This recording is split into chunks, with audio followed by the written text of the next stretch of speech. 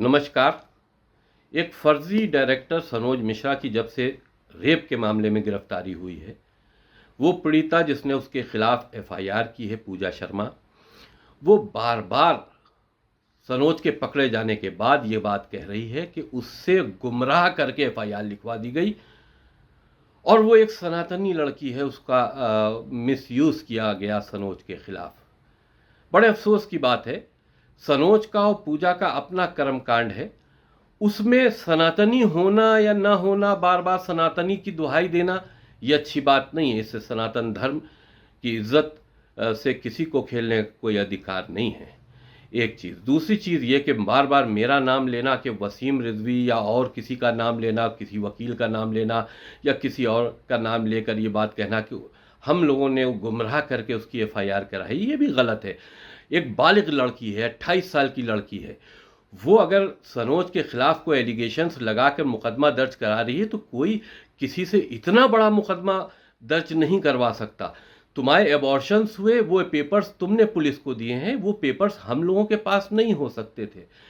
लेकिन ये कैसी बदतमीजी हो रही है मीडिया के माध्यम से कि बार बार मेरा नाम वो लड़की लेकर अपने को बचाने की कोशिश कर रही है। असल बात इसमें यह है, जो मुझे पता चला है, कि एफआईआर करने के बाद सनोज और पूजा में आपस में संबंध दोबारा बन गए।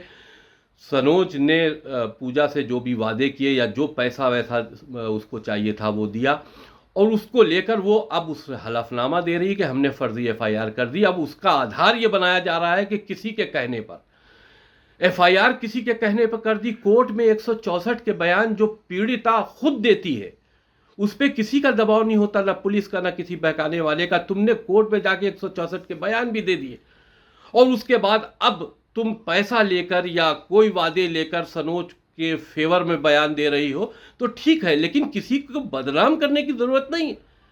तुम मेरा नाम ले रही हो, मेरा नाम अगर पूजा शर्मा ले रही है तो वो बिल्कुल गलत है। इस केस में पूजा शर्मा का मेरे पास एक बार फोन आया था, मैं रिकॉर्डिंग इस वीडियो के साथ में शेयर कर रहा हूं मीडिया को, और उसने सनोज की सारी बातें और ये एबॉर्शन, ये सारी चीजें हमें बताई। तो बातें सुनने के बाद कोई भी आदमी यही कहेगा कि भाई तुम जाके अपनी कानूनी कार्रवाई करो। हम ये थोड़ी ना कह सकते हैं या हमने कहा कि तुम सनोज का कत्ल कर दो, ये तो नहीं हुआ। कोई भी आदमी जो कानून पर जिसको आस्था होगी वो यही समझाएगा कि भाई जाओ अपनी कानूनी कार्रवाई करो। तो इसमें हम गुनाहगार कैसे हो गए, हमको क्यों बदनाम किया जा रहा है?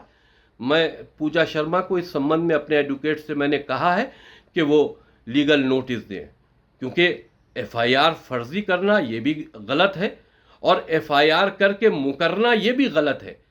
तो अगर सनोज ने जो भी उसके साथ में किया हो, उसने एफआईआर की और अब वो फर्जी पैसा लेकर या किसी भी तरह से वो सनोज को बचाने की कोशिश कर रही है और आधार दूसरे लोगों को बनाकर ये बात को कमज़ोर करने की कोशिश कर रही है कि साहब हमको भड़काकर, तो किसी 28 साल की लड़की को इस तरह से भड़काकर कोई इस तरह का बड़ा मुकदमा नहीं लिखवा सकता।